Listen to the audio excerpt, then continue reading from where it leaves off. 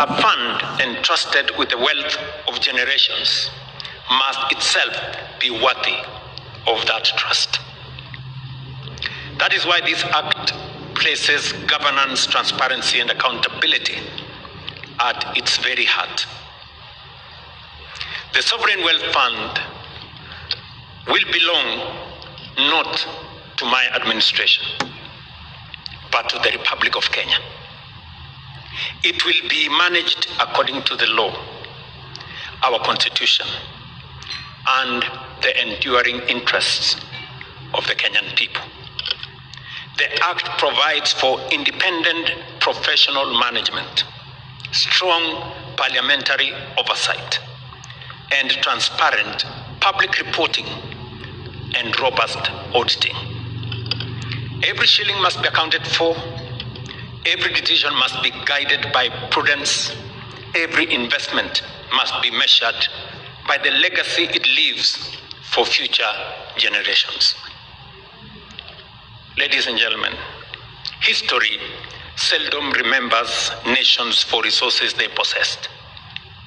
It remembers them for the choices they made with those resources. The nations that achieve lasting prosperity share one defining characteristic. They think beyond the present.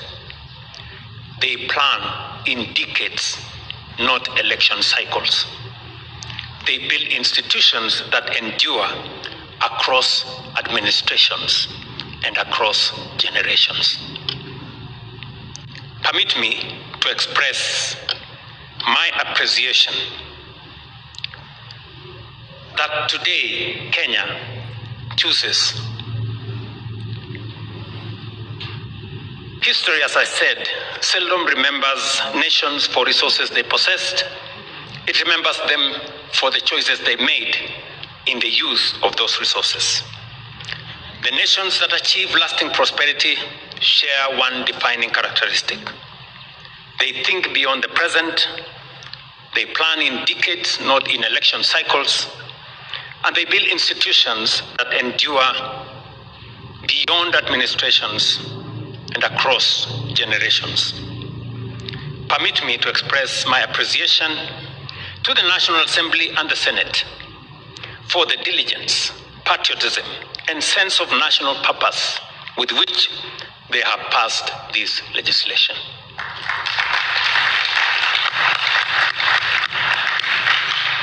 You have not merely passed laws, you have laid the legislative foundations of a transformation that will outlive every one of us. History will remember you not as the parliament that debated Kenya's future, but one that legislated it into being. These laws will strengthen our financial system, modernize our economy, and lay foundations upon which future generations will continue to build. Today, Kenya chooses that discipline. We choose to save, to invest, to preserve, to build, and above all, we choose to honor the constitutional covenant that binds one generation to the next. The question history will ask us is not what we inherited, but what we bequeathed the next generation. And I want to appreciate the leadership of the Speaker, the Speakers of both houses, the people of Kenya who came with ideas, the private sector players who informed the public participation, and the bipartisan engagement in Parliament. It went beyond sides. The entire House came together to build consensus on what we do with our present as we focus and connect it to the future. I must say, I appreciate Parliament's role in the last 3 years. The Speaker said here very ably what we have managed to achieve in the space around our economy and the transformation that we have undertaken from the housing fund through the social health insurance fund to the primary health fund to the emergency fund to all the other transformational legislation from government-owned enterprises, Privatization Act, National Infrastructure Fund, now Sovereign Wealth Fund, and all the other pieces of legislation that have been undertaken by Parliament. Every proposal we have taken to Parliament has been subjected to the people's views in public participation, to parliamentary debate, and strengthened in the process. And we can proudly say today, while 3 years ago we were staring at a default, while 3 years ago I sat in room 6 here with my very able team, to which I am very grateful to them. And we had dollar reserves of just 2.5 months of import cover, about $5.7 billion. Today, Tuga is sitting in our midst here, our governor. Our foreign exchange reserves is going now to maybe 7 months of import cover.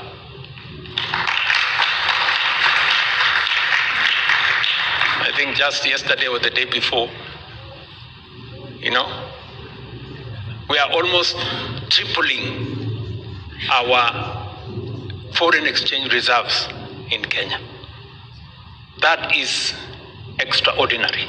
And I want to thank these great men and women who have assisted me in putting this together with a lot of courage and with a lot of focus. Numbers are beginning to show. Just yesterday or the day before,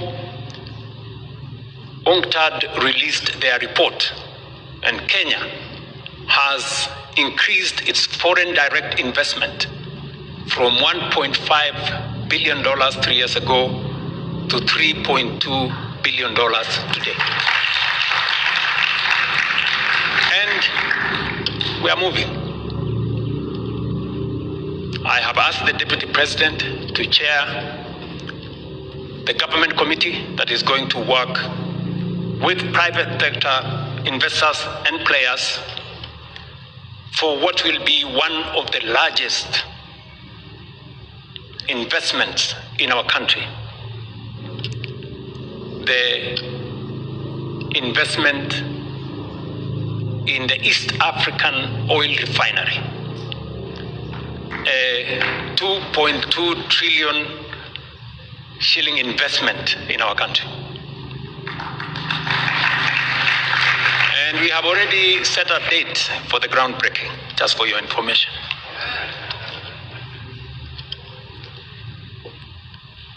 So, we are taking steps in making sure that we take our country. When we say we are moving this country to a first world status, we want to match our commitment with our actions.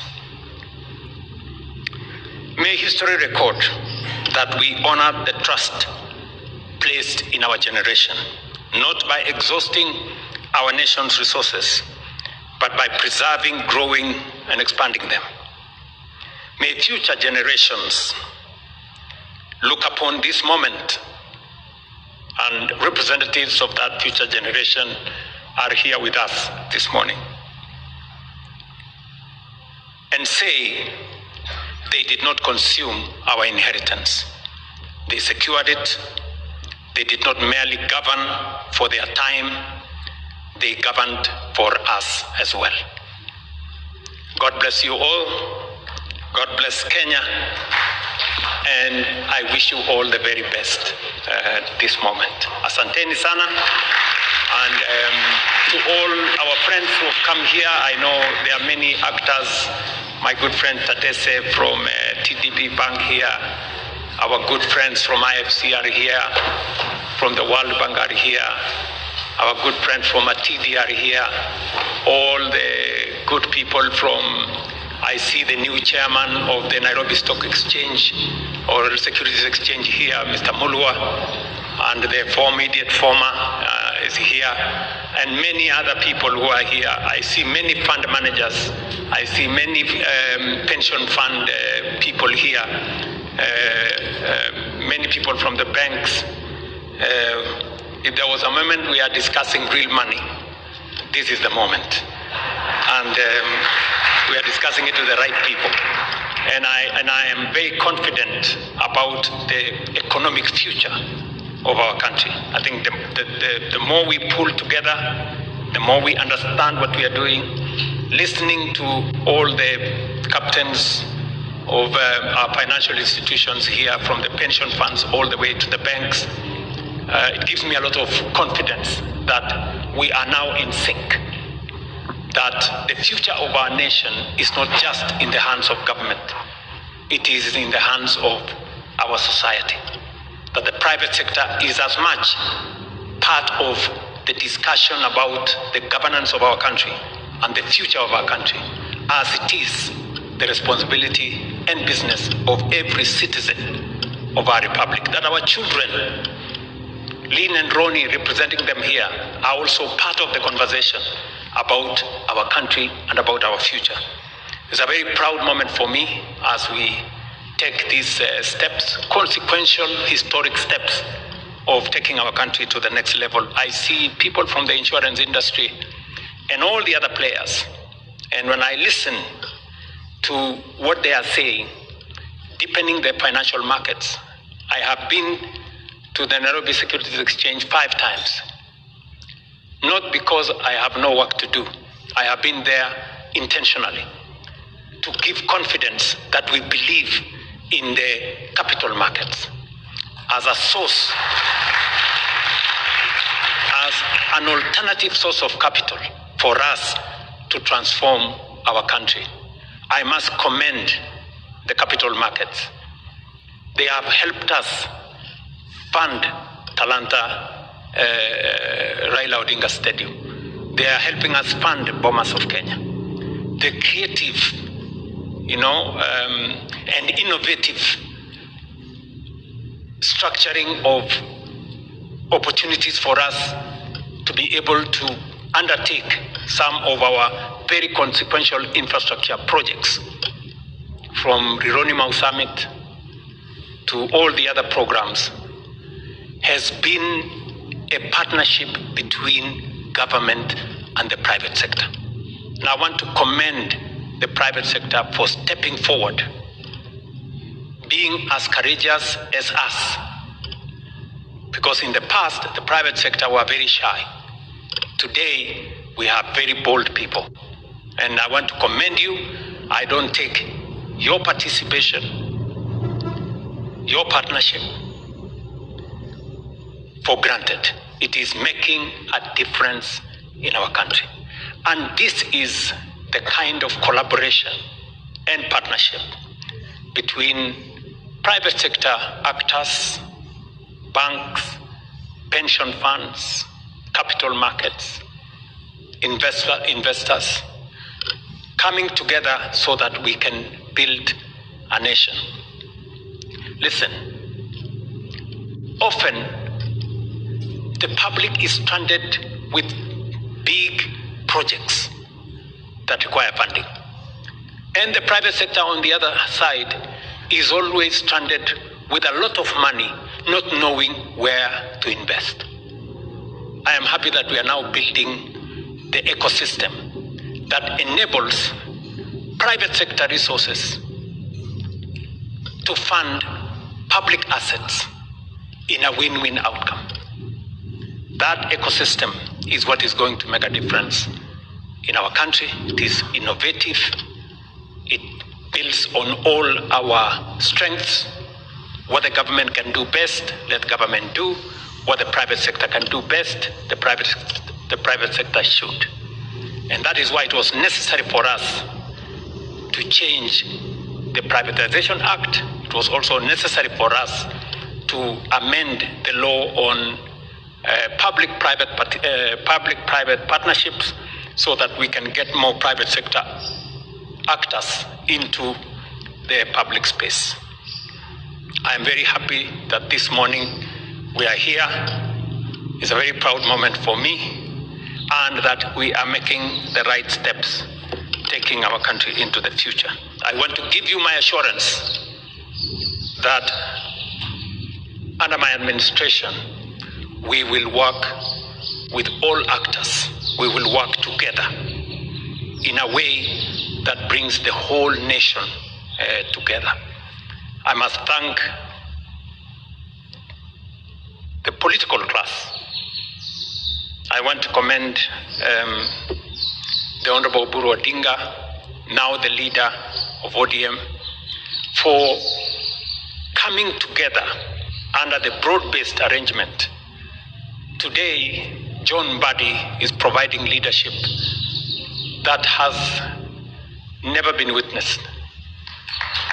I can confirm to you, John, that when I write my book, you will have ample space on what you and me have discussed, and your team at the Treasury, of course, including all the other actors that have taken this to the future.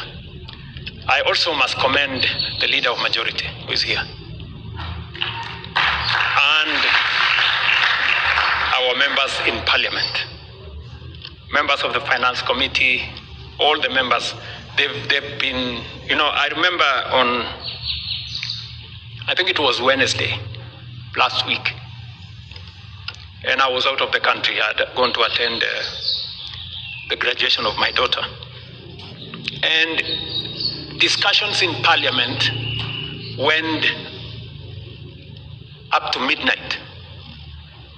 Consultations outside the official space in Parliament, and I was with Lawrence there, and he was in consultation. They were on